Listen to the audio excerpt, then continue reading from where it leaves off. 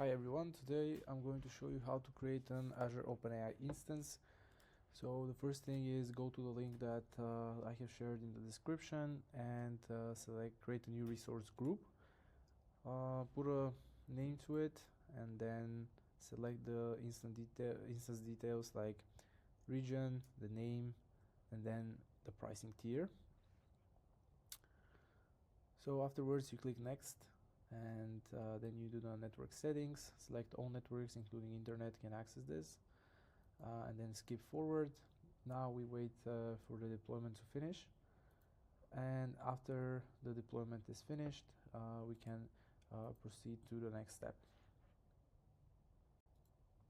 Alright, so for the second step, make sure you are properly running the instance that we set up in the previous video, and go to deployments. Afterwards, click on deploy base model and select the model you want to deploy. It could be any of the ones that you have available. For the sake of the example, we're going to use GPT-4 and then click deploy model.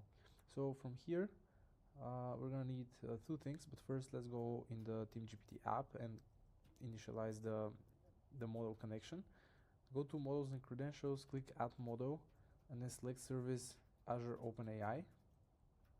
Afterwards, write the deployment name, which is the same as the model that you have selected to use. And now we need to fill the instance endpoint, which is your target URL, but only part of it. Make sure that you copy only until .com/, similar to how we've given the example inside the text box. Next, you're gonna need the API key. The API key can be found below the target URL, so you can just copy it and paste it in the app, and then just click save. So now if everything is correct, you should see that API key is configured and that you're all set.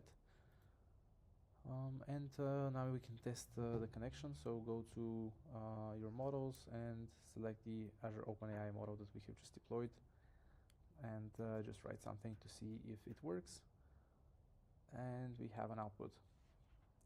Thank you.